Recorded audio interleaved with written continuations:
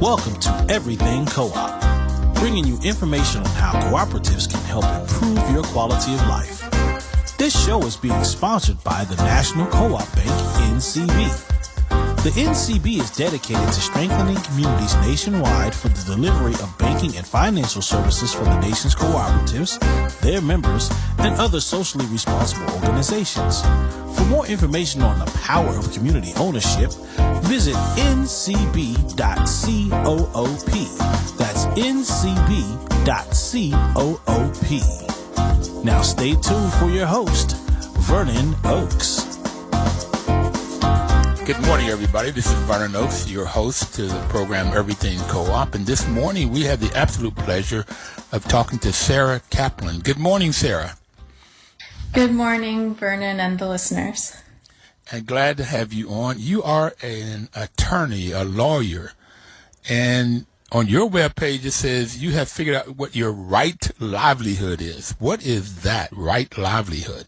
Okay, well, I learned recently that the term right livelihood comes from Buddhism, and I don't know anything about Buddhism. I've heard of right livelihood in the context of permaculture.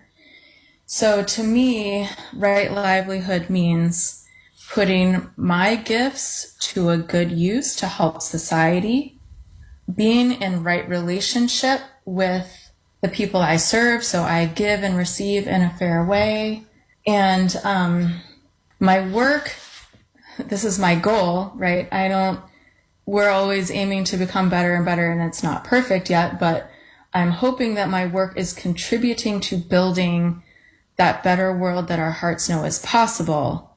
So it is a pleasure to be in your right livelihood rather than doing, work that you don't really care about, something that seems tedious.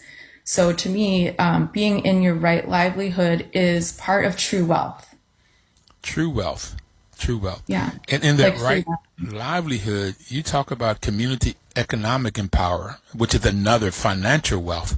Your true wealth is doing what you love doing, which is what I strive for also, why I love this radio program. So as a lawyer, what are you doing to create community economic empowerment? Well, I'm not really creating the community economic empowerment. The clients do. So I'm like a facilitator. I'm counting on other people.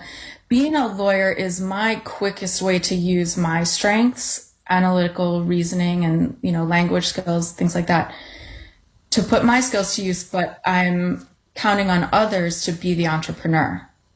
And there are people who have movements. We serve for-profit and not-for-profit. There are entrepreneurs who are doing profitable businesses that at the same time, through their business activities, repair ecosystems or just do business in a more equitable way. And we also serve nonprofits, such as, for example, groups of people in community who are seeking to do their own, what I call self-economic development, or it's like mutual self-help, almost a mutual aid idea, but seeking to do their own economic development. And that could look like putting together a nonprofit loan fund to fund businesses and other enterprises that are not getting funded currently. Okay. So you are the facilitator for community economic empowerment, community economic development. I like you said you use your analytical reasoning and language skills as an attorney. You try to use your skills to better the economy, better community. Phenomenal. Too often, we don't think of lawyers as that, right? Livelihood is more like how do you get more money, which is similar to, in my world, I have an MBA. That was what I went to school to learn how to business. Too often, in the capitalistic model, people are just after the money and not concerned about right livelihood or how do you better the community. Did you get into law school first and figure out this is what you wanted to do, or did you go to law school to get the skills to do this kind of work? Great. I went to law school first. I didn't know what I was going to do coming out of law school. I thought that I might work against work to help women, working against violence kind of thing. I did a family law clinic, and it was not for me. I didn't like it at all. Some people love family law, not me. I also found out during that time that I was just not cut out to be a criminal lawyer because I wasn't interested in the violence. I need to stay away from violence. So if you serve businesses, you're serving something that is positive and building, and entrepreneurs are excited about what they're doing. So that's really fun. But a few generations back in my family are immigrants, and immigrants work hard to make it better for the next generation. Mm-hmm. And they did such a good job of that I had all of the opportunities that I could have wanted, and I can't possibly make it any better than it already was for me. So I was at the point of thinking, well, what should I really be doing with my life? And I can see that there is ecological destruction all around. I know it's a problem. And I actually went to school for ecology, but we don't need more studies telling us that there are problems. We know that there are problems. We know that what we need to do is restore ecosystems. And the reason ecosystems are being destroyed in the first place is extractive business. So what we need is non-extractive business. So really, maybe I should be an entrepreneur. The way that I see to put the skills that I have to use is to be a lawyer. I know it's really odd, right? Like, I did get the advice to avoid going to law school at all cost, but I did it anyway. And I thought it would be fun to go to law school, and it was. Because of the reputation of lawyers, somebody advised you not to go to law school? No, because my friend who's a lawyer had a terrible time. She doesn't like being a lawyer. A lot of people drop out or complete law school and decide to do something else. But to me, it's a fit. So I want to go to this immigrants. A couple generations back. How far? Is that your grandparents or great-grandparents that came My over?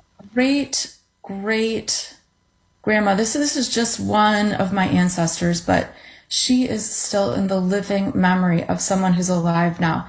My grandfather's little sister is 105 years old. Oh, fantastic. And she can remember her grandmother. Her grandmother was forced out of her home in Russia because she was a Jew. And she brought her 3 children, and then her 4th child was born in the U.S., and that was my great-grandmother.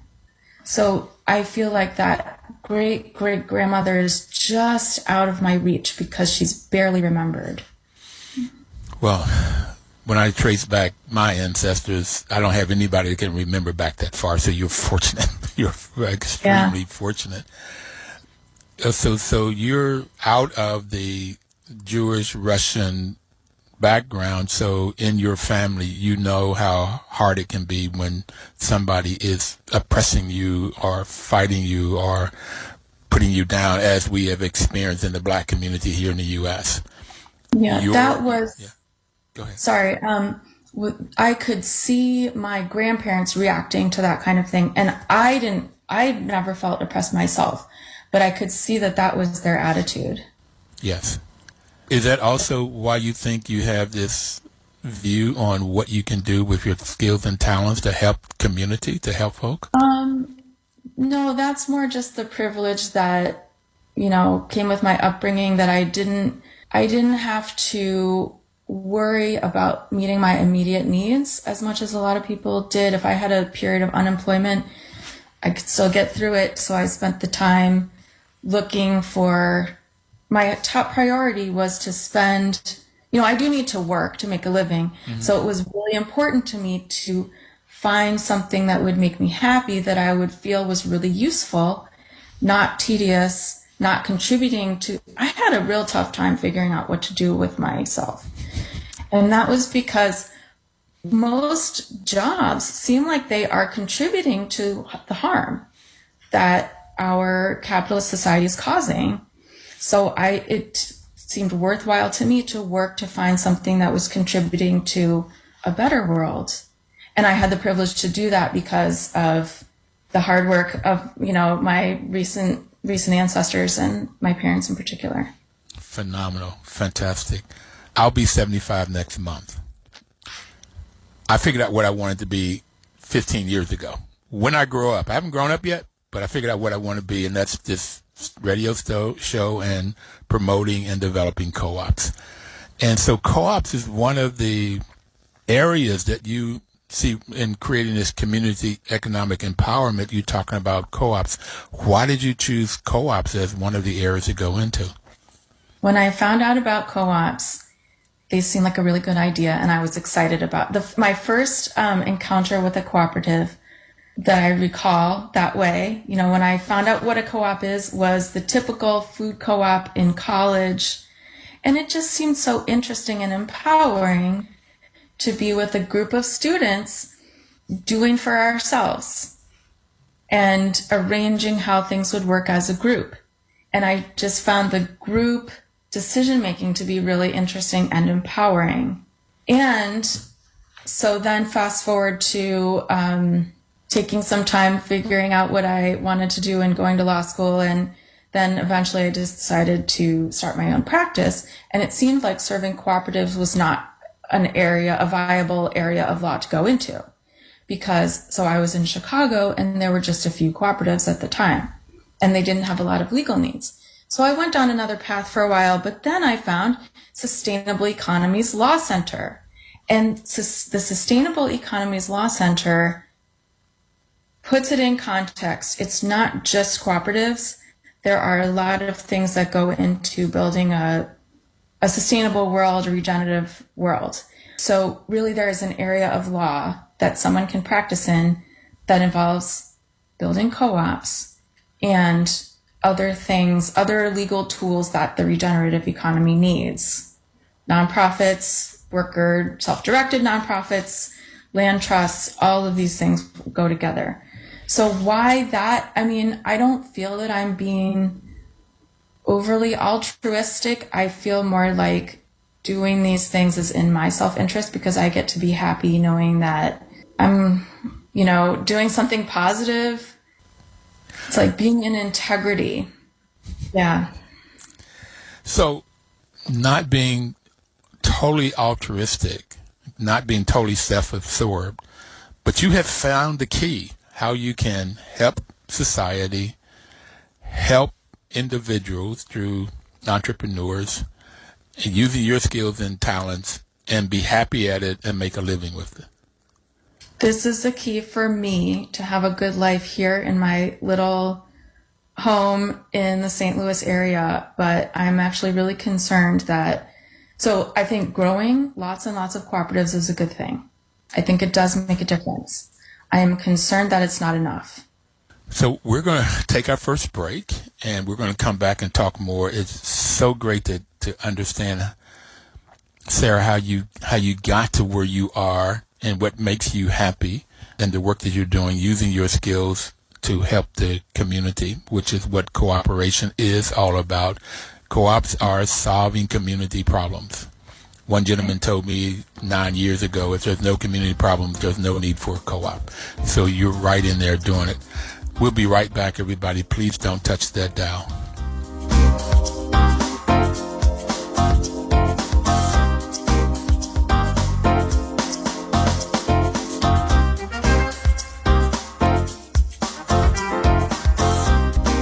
Welcome back, everybody. This is Vernon Oakes, and the program is Everything Co-op. And we have Sarah Kaplan on. She's a lawyer with Cutting Edge Counsel. So, Sarah, we've talked a lot about your life and how you got to be a lawyer and the fun you have at working with people that really have something positive to contribute to our society. Why would somebody want to come to you, and what do they get for your legal services? Sure. Great question. Someone comes to us if they have an idea, but they're not sure how to make it real. Can I do this? How does this work? And so we match up what they want to do with the legal structures that are available. And, many of these legal structures are flexible, so we can write in what the rights of members are. So an example of that is people who are disenchanted with the charity system or the nonprofit industrial complex, as it's sometimes referred to. They think that there's something else out there called a social enterprise. not a corporation, not a charity, a social enterprise. And so, there are cooperative legal entities, but sometimes I'm just telling them, well, here are the different legal entities. Do you need to take charitable grants? Do you need 501c3 tax status? If not, you could be a corporation. So I'm just explaining to them how the available tools can work to make their idea happen. And that shows them a path to make their great idea something real. And the other thing that Cutting Edge Counsel does a lot of is help with capital raising, because a lot of either startups or it's time for a growth phase, they need to bring in capital. And that is something that's highly regulated and needs a lawyer even more than in a startup. So raising capital, you're talking about raising money, getting money to grow the business, getting money to buy new equipment or enhance the processes or inventory or whatever you might need money for, either startup or growth, is what you do too? That's what your organization does? We don't provide, sometimes our name confuses people. We don't invest or provide capital. We give legal advice that gets the client ready to take in investment dollars. So I also want to clarify, anyone can go out and ask for donations. When you have a really inspiring, worthwhile project, many of these, even a for-profit worker-owned business, can get donations and grants, and that's great. That's not a highly regulated activity. If you are asking someone to invest with an expectation of return or for an investment purpose, co-ops can have investor members. Co-ops can offer preferred shares and provide, dividends that still leave most of the profit for the worker owners, and the preferred shares are non-voting. So when a business needs to raise capital where it's not just a donation, then you need legal advice. Okay. So I had a property management company in D.C., which I started about 30 years ago, and it was a capitalistic model. I mean, that's why I went to get the MBA. I like the idea of making money. I didn't find about co-ops until I started managing housing co-ops and fell in love with this model, and wish they had taught it to me in the MBA school, which they did not. But I just fascinating with this model, and I tried to start to change it into a co-op for the employees. It didn't work. We're only 6, and I did not have a need to find out a way of raising money. But I did have a lawyer tell me once, when I was having some trouble, it's better to have a lawyer on the front end than when you have trouble. You can avoid a lot of problems if you get the lawyer and get the advice on the front end. Do you concur with her? Yes, although there are many times when a brand new startup that has no startup capital, they just want to get going, they just form an LLC. That is generally okay. It's not so difficult to take an LLC and turn it into something else. So I don't want to scare people off from just getting started. Okay. And I'm not sure what kind of trouble you needed to back out of, but that's one of the things that I do, and that people in my field do, is take existing business that we can take an existing business and add worker members. We can form a new co-op and sell the old business to the new co-op. So I think it's okay. I think we can make adjustments. Okay. No matter where you are. So I did the same thing. I started the business up. It was a C Corp that changed into an S Corp, but it was getting advice on all of the contracts that I ended up doing, because I also went ahead and I did contracts. And so it would have been nice if I'd have gotten help, and it had kept me out of some trouble I ended up getting into. And I agree that some legal advice is probably preferable, and you can get started up. And for a co-op, there's organizations around to help if it's just a plain vanilla co-op. Is that the... Yeah, or even... Is that so so I'm thinking of worker co-ops. Go ahead. There's the U.S. Federation of Worker Cooperatives. Were you going to say something else? No, go ahead and talk. U.S. Federation of Worker Co-ops, for worker co-ops. Yeah, they provide peer support. They provide some technical assistance. They have a network of peer advisors. So they match a co-op up with someone who can help them with organizational. So, okay, I have an hourly rate. And even if I discount my hourly rate, it's still going to add up. If I spend 20 hours explaining how, and this is actually not what I do. There are co-op developers who explain how to do democratic governance, and there are choices that you need to make. Do we want to do majority voting? Do we want to reach consensus? If we want to reach consensus, what is a way of doing that in an efficient manner so that people enjoy meetings instead of feel frustrated at meetings? And there's a system called sociocracy that I'm learning over time. It's kind of taking us a while, but the Cooperative Professionals Guild is my professional association where I meet with we provide programming for lawyers and accountants who serve cooperatives. And so my professional association is learning to be self-governed in a sociocratic way. And it's challenging. And you can't pay a lawyer for all of those hours that it would take to learn to work as a cooperative. So there are peer advisors through the U.S. Federation of Worker Cooperatives. There's an organization called Cooperation Works! And that is a group of co-op developers nationwide. So I hope that they can match everyone up with a co-op developer in their region. And so there are also cooperative development centers, and a lot of states have those, and they can provide the technical support too and the training. There's the National Association of Housing Co-ops if somebody wanted to start a housing co-op or limited equity housing co-op. There is a lot of support. And what is called the cooperative ecosystem includes training. It is technical support, the kinds of things that you were just talking about, legal, but the kind of legal work that needs to happen to start or to keep going. Now, then after funding, you work with funding and legal, the training, technical advocacy, talking to politicians about local and national and federal. And I've added promotions because we don't do in the cooperative world, we don't do a lot of PR to promote the brand. And we have a really major competitor in the capitalistic model.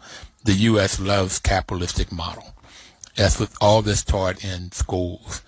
And in most schools, that's it.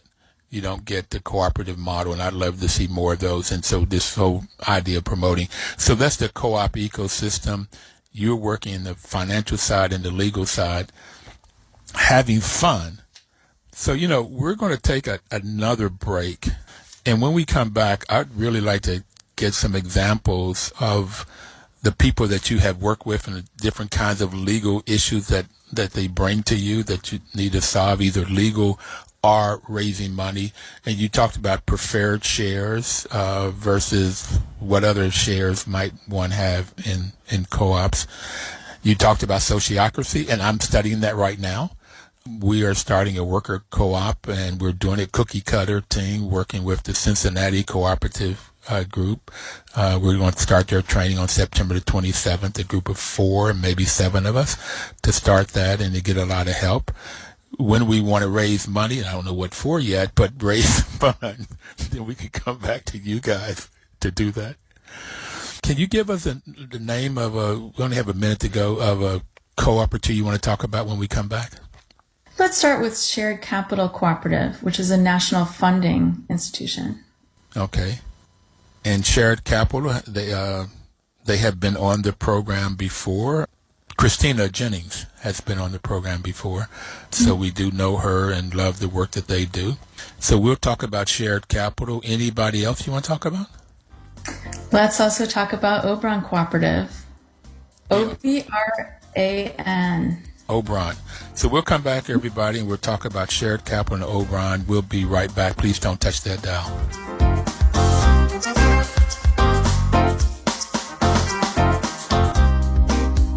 Welcome back, everybody. This is Vernon Oakes, and the program is Everything Cooperative. And Sarah Kaplan is our guest today.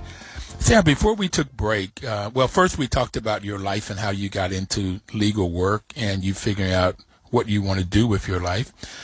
And we just talked about the kinds of legal work that you do in the second section. Now we're going to talk about a couple of different organizations that you've worked with. And you said you want to talk about shared capital first.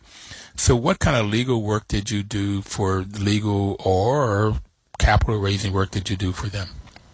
Sure. And so it is public that Cutting Edge Counsel helped Shared Capital Cooperative to prepare their Regulation A offering. So Regulation A is a compliance strategy under securities law for doing a public ask for investment. And it's the type of public, a lot of people will know about investment crowdfunding, regulation crowdfunding. That's what happens when you go on WeFunder or any other Reg CF platform. So Regulation A is broader than that. More people can invest. It's broader. They don't need to use a platform. So, and they can raise more money. So, Shared Capital Cooperative is a lender that was started by cooperatives to fund cooperatives. And they're just always raising capital so that they can keep making more and more loans out to support cooperatives and the growth of more cooperatives. So, yeah, doing a Regulation A offering involves preparing a lot of paperwork and filing it with the Securities and Exchange Commission. And that's what we did. And to us, it's not only a big project, but an exciting project because it helps this. Shared capital is great in itself and it supports the co-op ecosystem. And so having an offering open is a way for them to get even more support. There are a couple of states that are ruled out, but most anyone in the United States could invest in shared capital now. And having this public offering raises awareness. It gets the bigger finance providers interested. So having a public offering helps them to raise more money from institutions that the public in general, but even more so the bigger institutions that notice what they're doing because of the public offering. Okay. So shared capital, when Christina was on, talked about the loans that they make. And like you said, it's the co-ops, food co-ops, worker co-ops, any type of co-op, purchasing, marketing co-op, any type of co-op. If they need money, they can go to share capital to borrow the money. And what was also interesting is they had very small defaults, even during 07, 08, very few defaults, which I find very, very interesting because of the co-op system, because people want to, how do you say this? People in a group, when they make a decision, they really want to do what they say they're going to do. That you talked about integrity earlier. Integrity. Yeah. Cooperatives tend to be more stable. And they, at every conference we go to, someone is reporting on a study finding that cooperatives are more stable. But the group has more stable outcome than if it were just a couple of founders. And I think that they must have some relationships with their borrowers. And in fact, the borrowers are the members of Shared Capital Cooperative. Okay. I did remember that. I've forgotten that. So members of Shared Capital are co-ops. And when those co-ops need money, they go to Shared Capital, which is a co-op. So a co-op goes to Shared Capital, which is a co-op to borrow money. And so there's much more of a desire to pay back so that the co-op that borrowed the money is strong and shared capital is strong. Yeah, I think that must be at play. And also, I think that the co-ops, especially the newer ones, have an incentive to pay back so that they can then borrow more in the future. Because those early loans are a way that they prove themselves. And this is true, the other thing that comes to mind, the other source that a lot of startup co-ops borrow from is the seed commons, which is a network of peers that can make loans. It used to be known as the working world. I'm not sure. I think the working world is now a member of the network called Seed Commons. But a new small co-op needs to pay back their Seed Commons loan, or their small loan from shared capital in order to grow and borrow again. Jessica Gordon-Nimhard was on the show, and she wrote the book Collective Courage, talking about African Americans and their relationship to co-ops, their relationship to the civil rights movement and the cooperative movement. And she has it that, if I got the numbers right, that 90% of co-ops after 5 years are still in business, where for the capitalistic models, only 10% of the capitalistic businesses are still in business after 5 years. Just a total different change. And a couple of reasons were that a group of people coming together, you could say they're more stable. I have it, they build strengths up, but also it takes longer to start usually because there's a training. The fifth principle is training information so that people get to know each other, they get to make decisions together, they share in their talents. And nobody wants to fail, and they'll work harder, and they also share in terms of downturn. They share in the loss, they share in whatever, they share in the profits, they share in the loss. So co-ops are more successful with the research that she did, and others. You said that there's always a research study saying that co-ops are more stable, more successful, live longer. Some fail, but not as often as in the capitalistic model. Is that your finding also? I don't think that I think co-op startups do have a failure rate, but I think that the vetting process, the success that we're seeing of co-ops that get off the ground are still in business after 5 years. I think they vetted their idea with the group early on. And that's why once they decide to get started, it's because they have a good idea. So, when startups come for legal advice, and that's who I see. Like, I have this great idea. I need a legal structure for it. Not all of our clients end up operating successfully after 5 years. I don't have a study saying, comparing my pool of clients against capitalistic startups in general. Maybe they still have a better success rate, but I don't see all of my clients being successful. No. It was just a smaller failure rate of co-ops than capitalistic model. There are failures.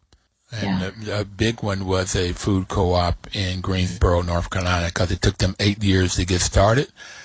And shared capital has some loans in that business. And after 3 years, they failed. They didn't get as many people coming in. And I had people on the show to talk about that. So yes, they do fail. And I was at a conference when it was announced, and there was a big throughout the room because they don't fail often in food crops. But food is a hard business, tough business to get into, and you've got to really know what you're doing. And I was told you absolutely need great management in that. So I have heard of C Commons, Worker World. Ed Whitfield had been on the show, and as a matter of fact, he's the one that told me about the food co-op in Greensboro. Yeah. So there is help out there. We talked about a lot of help, and people come to you when they need. And shared capital was in existence. It was not a startup. They've been around a while.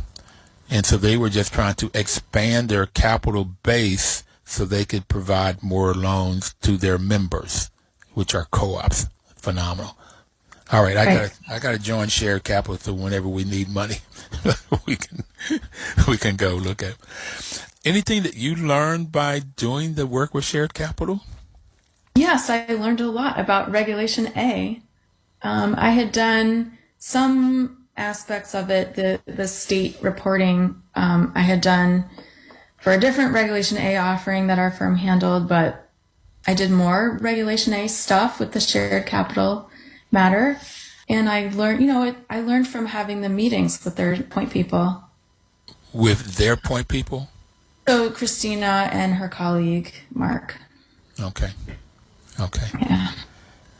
So did working with shared capital and providing them the monies and using your legal knowledge, did that fulfill in your right livelihood? Well, yes, because I'm facilitating. So it's really shared capital and the investors who are deciding to put money into co-ops. And I think that putting money into co-ops helps them grow, and does make the world a better place. So our work facilitated that. We're really just helping the entrepreneurs, or the, what do you call an entrepreneur of a nonprofit, or a CDFI, or all of these things work together, but we're just facilitating the good work of others. But it does feel good to say, submit. Yes, this is our final, this is the final, please submit this. This is a live submission. And I got to send that email, and that was exciting. I wish everybody could see your face. You just blossom up, boy. You just blossom up. Yeah. All right. So helping others, in this case, Christina Jennings and Shared Capital, fulfill on their mission, and their mission is to provide funding for their co-op members. And then the co-op members, the different organizations, are doing work within their societies to solve community problems, etc. And also it's non-extractive, meaning that they're not taken away from the world. More often than not, they're putting back in the world, where there's solar panels or housing or whatever they're doing. So that all comes back to you, because you're able to use your skills, your talents, your language, your analytical ability to help get that work done. Phenomenal. I hope so. Phenomenal. Okay. So we talked about the co-op ecosystem. Shared Capital provides monies. And there's 4 types of co-ops. Really, there's 5, but I normally talk about the worker co-op. You mentioned the U.S. Federation of Worker Co-ops and Esteban Kelly. They've been on the show before. Then the worker co-op is where the employees own and control the business. And then there's a consumer co-op. We talked about food co-ops and housing co-ops, where the people that uses the products and services own and control the business. And then there's the other 2 I talk about a lot, is purchasing co-ops, where farmers come together, other businesses come together, form a business that buys what they need to produce whatever they're needing. And then there's the marketing co-ops. The marketing co-ops are also called producer co-ops. Marketing co-ops are farmers and others come together to market whatever they produce. And artists are beginning to use this too, and we've interviewed a couple of those. They come together, form a company that markets their products, and when they add value to them, like Cabot Creamery or Ocean Spray, then they're also called producer. They're producing more. So those are different co-ops. In those sectors we've talked about so far, we talked about worker co-ops, and I don't know where Shared Capital is. All of their co-ops members are some of those different entities. Shared Capital is more one that is providing, in the co-op system, they're providing the funding for co-ops, technical, and you're providing the technical legal support. Neat. Yeah, if you wanted to try to categorize Shared Capital, I would say it's a consumer co-op, because businesses are the consumers of loans. That's interesting. We'll be right back, and we'll come back and talk about O'Brien and get more into seeing how you light up when you talk about your right livelihood. We'll be right back.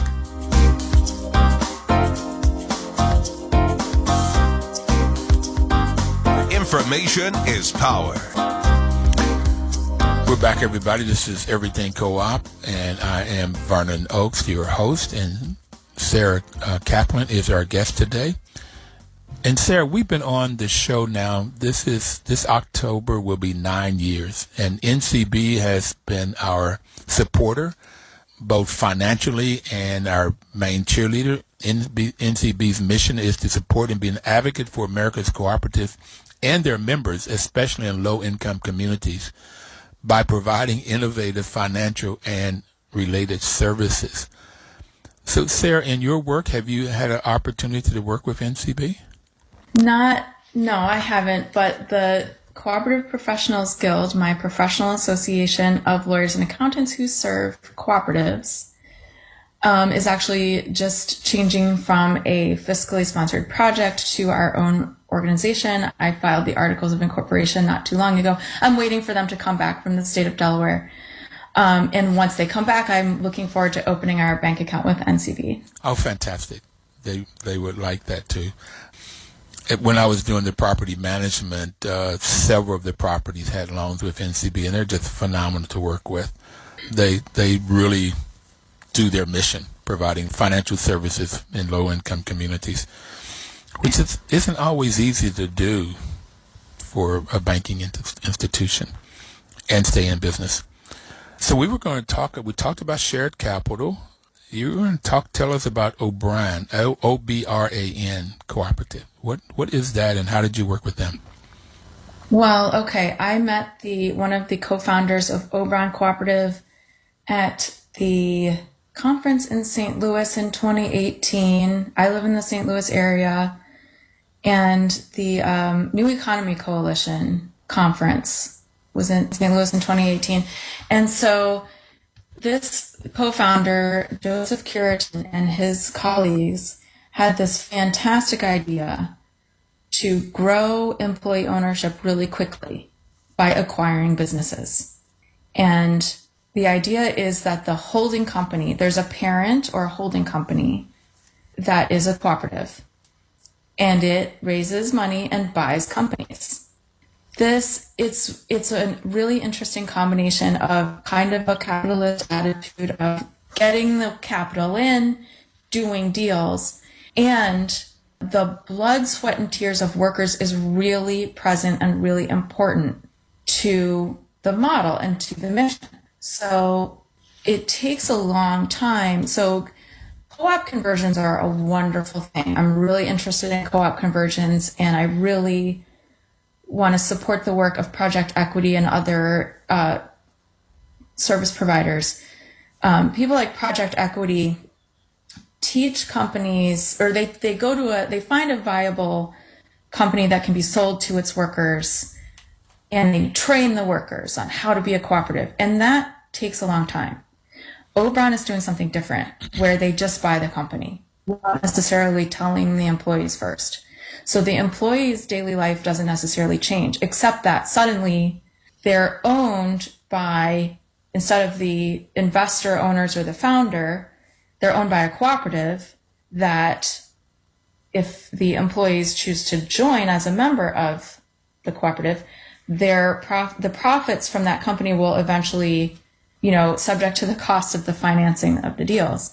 But assuming that there's profit, it will go to the workers on the basis of patronage instead of to investors.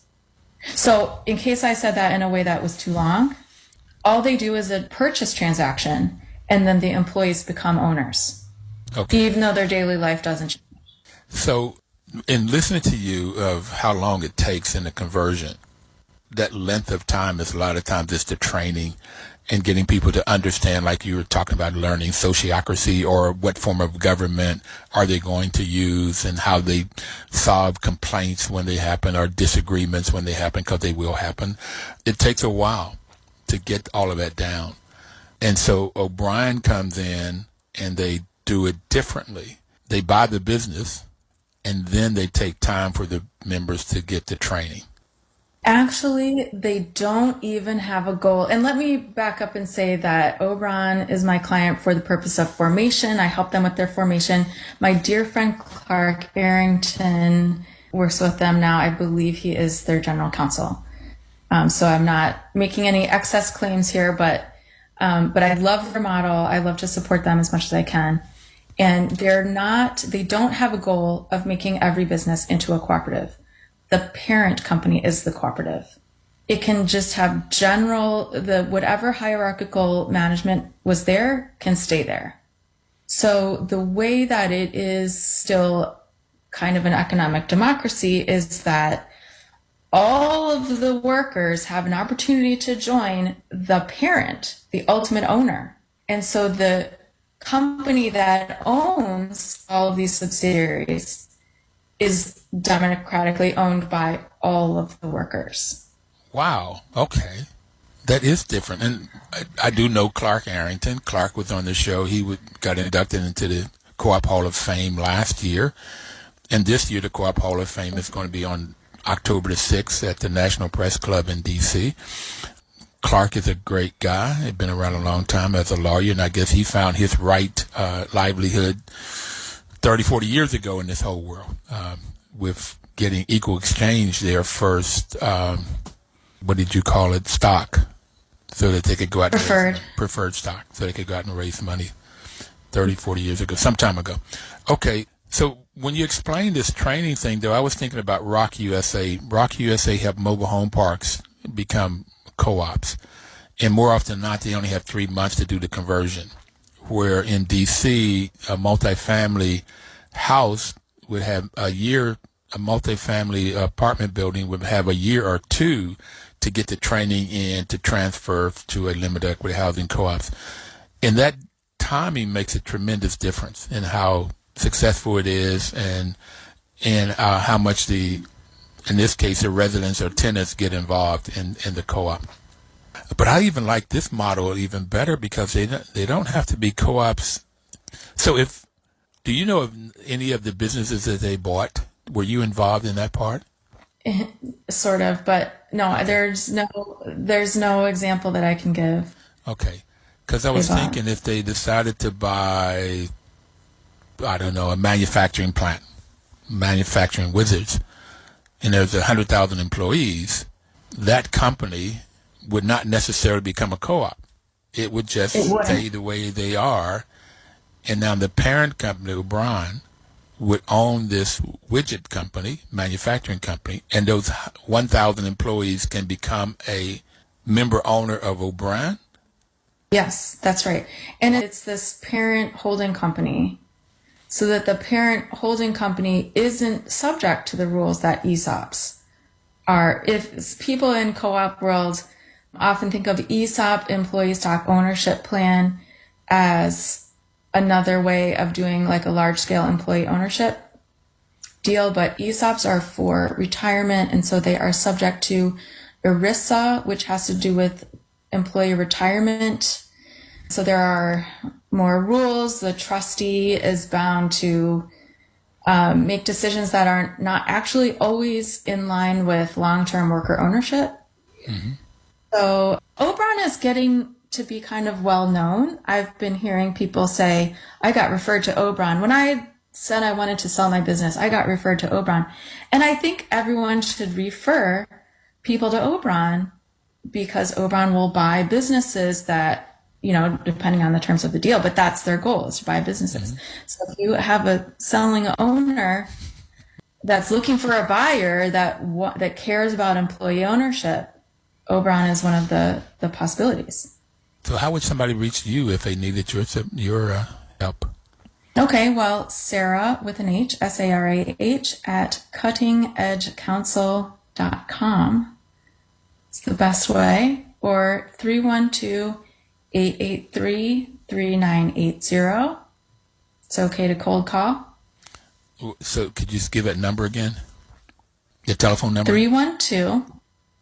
Yeah, sure. Okay. I can be reached at 312-883-3980. Okay. So if you need Sarah's help, you can call Sarah, Sarah, at cuttingedgecounsel.com, or you can reach her at 312-883-3980. Fantastic. So do you love your work? I do. Right. So the other thing about having started one's own practice, and Cutting Edge Counsel is actually a really flexible firm. We're so flexible that we get to learn. We don't have to bill every second. We get to learn. We get to do complete work that's fulfilling and bill the client for an appropriate amount of that. And it's interesting stuff. So yeah. You love what you do. Yeah, when I do work for a client, they are getting my whole self, and I really like that I get to do that. Thank you. Our time is up, so I just really, really want to thank you for taking the time to come out and share with us what you do. And I hope everybody out there will figure out what you want to do in life where you can have fun. You can brighten up the way Sarah did today when she talked about her work. Thank you, everybody. We'll see you next week. Please live cooperatively. 1450 WOL, where information is power.